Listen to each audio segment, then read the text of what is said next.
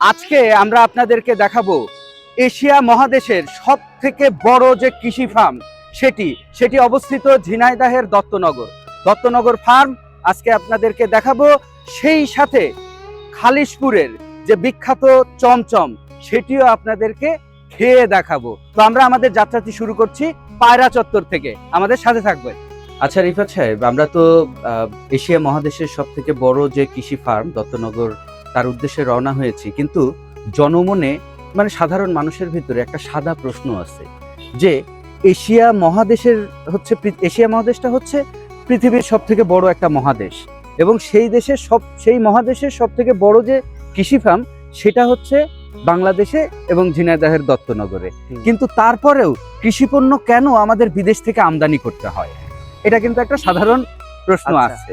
আচ্ছা, ঠিক আছে, আমরা যাওয়ার পরে বিস্তারিত দেখবো জেনে শুনে। আর যেহেতু ফার্স্ট টাইম যাচ্ছি, আর আমার থেকে মনে হয় সেটা হচ্ছে দত্তনগর কৃষি ফার্ম অনেক বড় এশিয়া মহাদেশের ভিতরে, তবে বাংলাদেশের জনসংখ্যার তুলনায় এর আয়তন খুবই সীমিত এবং এখানে উৎপাদন খুবই কম হয়।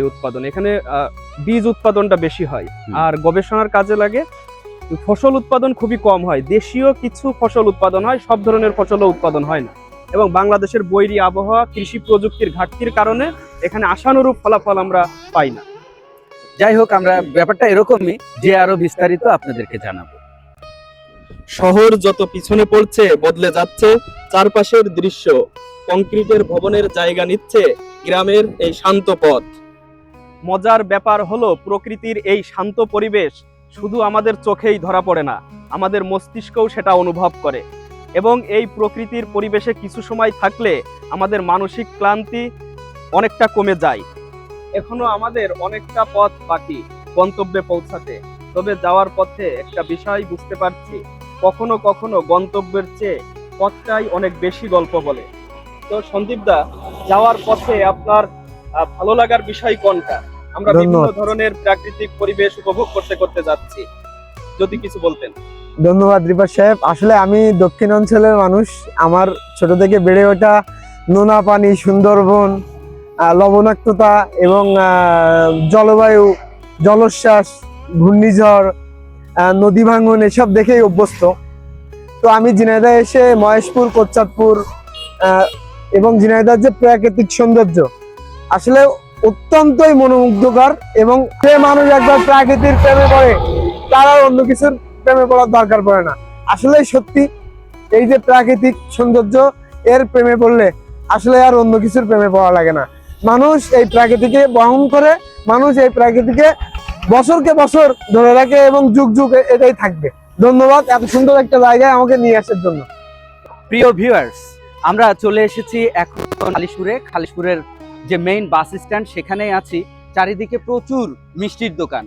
আঞ্চলিকভাবে আসলে এই খালিশপুরের মিষ্টিটা খুবই জনপ্রিয়। তো চলুন আমরা আপনাদেরকে আজকে দেখাবো খালিশপুরের মিষ্টি। হ্যাঁ প্রিয় দর্শক, আমরা খালিশপুরে অনেক মিষ্টির দোকানে ঘুরলাম, কিন্তু যেই মিষ্টিটা আসলে খুবই পপুলার, লাল যে মিষ্টিটা, সেটা আসলে আমরা পাচ্ছি না। তো আসলে কেন এটা পাচ্ছি না এবং কেন এই মিষ্টিটা এত বিখ্যাত?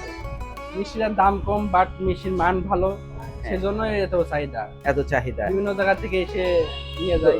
আপনাদের তো সকালেই সব শেষ হয়ে গেছে? সকালে বিক্রি হয়ে গেছে। আচ্ছা, প্রতিদিন আপনারা না মানে এভারেজ এখান থেকে কেমন মিষ্টি সেল হয় প্রতিদিন পুরো এলাকা ধরে? প্রতি দোকানে মিনিমাম 200 কেজি করে সেল হয়। আচ্ছা, ঠিক আছে, ধন্যবাদ। এবং যে মিষ্টিগুলো আসলে এখানে আছে এগুলোও অনেক পপুলার, কিন্তু ওইটার হচ্ছে কালার লাল। এটা কত করে কেজি আপনারা সেল করেন? এগুলো 250 টাকা। 250 টাকা। আর যেটা লাল মানে যেটা খুবই 180 টাকা। 180 টাকা। এবং এখানে দইও পাওয়া যায়। জি, আমরা হচ্ছে লাল যে চমচম সেটা আসলে এখানে পাইনি, পুরাই গেছে। তো সাদা এখানে যেটা আছে এটা চমচম এবং এটা রসগোল্লা। এটা আমরা স্বাদ আস্বাদন করে দেখাবো। মিষ্টিটা খুবই সফট এবং অনেক মজা। যদিও দুর্ভাগ্যবশত আমরা খালিশপুরের যে বিখ্যাত লাল মিষ্টি সেটা পাই নাই, তবে সাদা মিষ্টি খেয়েও যতটুকু বুঝতেছি মিষ্টির স্বাদ আসলেই খুবই ভালো লেগেছে।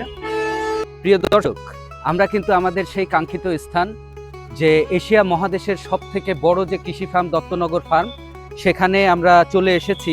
তবে আপনাদেরকে জানিয়ে রাখি, এটা কিন্তু শুধুমাত্র এশিয়ার ভেতরে বড় যে কৃষি ফার্ম সেটা না, দ্বিতীয় বৃহত্তম বীজ উৎপাদনের জন্যও বিখ্যাত। চলুন আমরা এখন এই পুরো ফার্মটি আপনাদেরকে ঘুরিয়ে দেখাবো।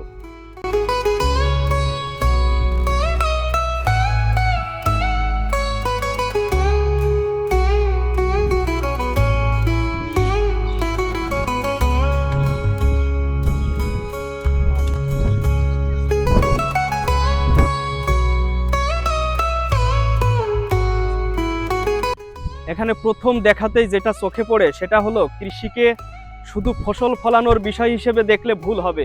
এখানে রয়েছে গবেষণা, পরিকল্পনা, প্রযুক্তি এবং দীর্ঘমেয়াদী কৃষি ব্যবস্থার সমন্বয়। এত বড় কৃষি ফার্মে ফসল উৎপাদনের জন্য কয়েকটি বিষয়ের মধ্যে সবচেয়ে গুরুত্বপূর্ণ বিষয় হলো পানি সরবরাহ। আর দত্তনগরের এই কৃষি ফার্মে গভীর ও অগভীর নলকূপ এবং সেচ ব্যবস্থাপনার মাধ্যমে পানি সরবরাহ করা হয়। সরকারি উপজেলা অফিসের তথ্য অনুযায়ী এখানে 36টি গভীর নলকূপ, 13টি অগভীর নলকূপ এবং 10টি পাওয়ার পাম্পের ব্যবস্থা রয়েছে বলে আমরা জানতে পেরেছি। 1940 সালের একটি উদ্যোগ থেকে শুরু হওয়া দত্তনগরের এই গল্প আজও চলছে। সময় বদলেছে, কৃষির পদ্ধতি বদলেছে, মানুষ বদলেছে, প্রযুক্তি বদলেছে, কিন্তু মানুষের সঙ্গে এই মাটির সম্পর্ক একটুও বদলায়নি। কারণ আমরা যতই আধুনিক হই না কেন, আমাদের জীবনের শুরুই এই মাটি থেকে।